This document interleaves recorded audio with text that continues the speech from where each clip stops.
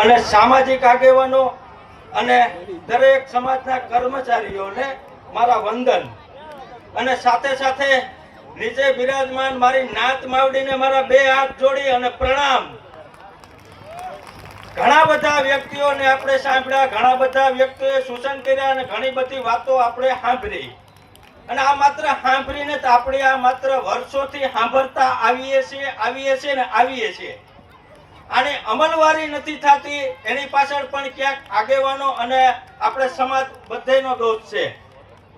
કારણ કે જે અન્યાય થાય છે એમાં આપણે જ જાગવું પડશે. આ સોરઠિયા રબારી નવનિર્માણ એજ્યુકેશન ચેરિટેબલ ટ્રસ્ટ એટલે નવનિર્માણ એટલે માત્ર સમાજના દરેક વિષયનું નવનિર્માણ થવું જોઈએ, આવું મારું માનવું છે. તમારા બધાનો અભિપ્રાય જરૂર જણાવજો કે સમાજમાં દરેક વિષયનું નવનિર્માણ થવું જોઈએ કે નહીં.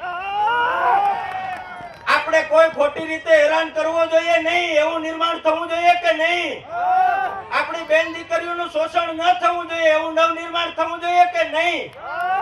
તો ક્યાંક ને ક્યાંક આપણે બધાએ એકજૂટ રહેવું જોઈએ. જો એકજૂટ રહેશું તો આપણે ક્યાંય અન્યાય નહીં થાય. આપણે એકજૂટ નથી. આપણે LRD ને ન્યાય અપાવવા ગયા હતા ને આખા સમાજને અન્યાય થયો, એનું કારણ પણ આપણે એકજૂટ નથી. સમાજનો કોઈ દોષ નથી આમાં. આગેવાનો જેમ કીધું કે ભાઈ અલગ અલગ વિષય ઉપર જાય એટલે એ વિષય ન થાય તો આપણે ન્યાય મળી જ જશે. હવે સુધારા બાબતે આજે ઘણા બધા આ જ્યારે આયોજન થયું ત્યારે મને લગભગ ફોન એવા આવ્યા કે શું સુધારા કરવાના છે. તો સુધારામાં મારે ખાલી એટલું જ કહેવું છે કે આપણા વડવાઓએ જે બંધારણ બનાવ્યું હોય, આજની યુવા પેઢી અન્ય સમાજ શિક્ષિત લોકો એને અમલ કરી રહ્યા છે, તો આપણા વડવાઓને અભિનંદન આપવા જોઈએ. કારણ કે એને જે બંધારણ બનાવ્યું, આજે શિક્ષિત લોકો એ બંધારણ તરફ વળી રહ્યા છે જે આપણા અભણ અંગૂઠા છાપ વડવાઓએ બનાવ્યું છે. આ એમાં ક્યાંક કોઈક કમી હોય તો એના સુધારા વધારા કરવા જોઈએ.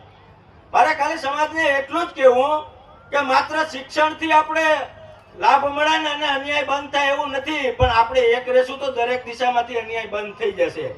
શિક્ષણ એ શેરડીનું દૂધ છે. તમે જેટલું પીવો ને એટલું સામે ગમે એની સામું ત્રાડ મારશો. આ યાદ રાખજો કે તમે જેટલું શિક્ષણ લેશો એટલું તમે એના સામું ફુકારો ખાઈને વાત કરી શકશો.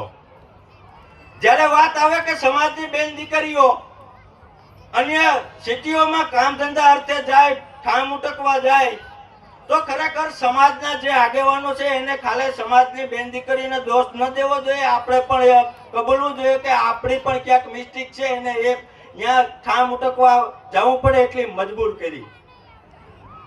સાથે સાથે મારે એ પણ કહેવું છે કે શિક્ષણનો જે પાયો મંડાઈ રહ્યો છે અને ટૂંક જ સમયમાં બહુ બહોળી સંખ્યામાં જે ફંડ એકઠું થયું એ માટે ટીમને અભિનંદન કરો અને તાળીઓથી વધાવો કે આખા પોરબંદરમાં ગુંજવી જોઈએ. આ લોકો સમાજ માટે કરે છે, પોતા માટે નથી કરતા, અને જે પોતા માટે કરે છે તો સમાજે એને ઓળખવા જોશે. જો તમે સાયલેન્ટ રહેશો ને તો તમારું શોષણ જ થાય. અવાજ ઉપડવો જ જોઈએ. સાચા વ્યક્તિઓ એની સાથે રહેવું જ જોઈએ. આ કોઈ રાજકીય વાત નથી, પણ સમાજમાં જો ખુલીને વાત ન કરીએ તો આપણે કાયમી અન્યાય જ થવાનો છે. હવે શિક્ષણની વાત આવે તો એટલું બધું બોલું ભંડોળ ભેરું થઈ ગયું છે. હું ન ભૂલતો હોય તો આની પહેલા પણ શિક્ષણનો પાયો મંડાણો હતો અને લાખો રૂપિયાનું ફંડ ભેરું થયું હતું અને એના અનુસંધાને પોરબંદરમાં એક બિલ્ડિંગ પણ ખડકાણી છે. તો એ ફંડનું શું થયું, એ બિલ્ડિંગનું શું થયું અને એ શિક્ષણ વ્યવસ્થાનું શું થયું અને શિક્ષણ વ્યવસ્થા કોને બગાડી? સમાજે એને ઓળખવા જોઈએ. હવે આ શિક્ષણ વ્યવસ્થા એમાં જો કરવામાં આવે તો સમાજના લાખો રૂપિયા બચી જાય. આ માત્ર હું સમાજનું ધ્યાન દોરું છું કે આપણે જે વિષયમાં થોડું ઘણું ધ્યાન પડે તો એ દોરવું જોઈએ. સમાજની બોર્ડિંગ છે, આજે ધૂળ ખાય છે, એમાં શિક્ષણ બાબતની કોઈ કાર્યવાહી થવાતી નથી, તો એમાં લાખો કરોડો રૂપિયા સમાજે આપ્યા છે પોતાની પરસેવાની કમાણી. એ શાના માટે આપી? જો પોરબંદરમાં ખાલી રબારી સમાજનું નામ જ આપવું હતું બોર્ડિંગમાં કે કોઈ શિક્ષણ વ્યવસ્થા કરવી હતી? તાજેતરમાં ગયેલ જે ભરતીમાં આપણા પોરબંદર ડિસ્ટ્રિક્ટ હોય, જામનગર હોય કે પછી ભાણવડ દ્વારકા ડિસ્ટ્રિક્ટ હોય, ત્યાંની કોઈ બેન દીકરી હોય અહીં લાભ નથી મળ્યો એટલે એને દૂર શહેર સિટીમાં જવું પડ્યું. જો આપણી પાસે આટલી સગવડ છે તો આપણે એની અમલવારી કેમ નથી કરાવી શકતા? એનું પણ મંથન થવું જોઈએ. એને જ નવનિર્માણ કહેવાય. નવનિર્માણ એટલે ભેરું થવું, ભાષણો કરવા, ખાઈને જતું રહેવું એવું નથી મિત્રો. નવનિર્માણ એટલે આપણે ક્યાંક પણ ભોગ આપવો પડે, આપણે સમાજ માટે સમય ફાળવવો પડે અને આપણે એના માટે ઘસાવવું પડે. તો જ આપણો વિકાસ થાય, તો જ આપણી નોંધ થાય. અને ધર્મની વાત આવે તો ધર્મમાં માત્ર ઝૂકી જવું એ ધર્મ નથી. સત્ય સાથે ઝૂકી જવું અને ખોટામાં અન્યાય હટી જવું એને પણ ધર્મ કહેવાય. ધર્મ એટલે આપણા સમાજને જોડી રાખવાનું પાત્ર એટલે ધર્મ. હવે ધર્મ સાથે કોઈ અન્ય સમાજ જોડાઈને આવે ને એની સાથે નમી જવું એને ધર્મ ના કહેવાય મિત્રો.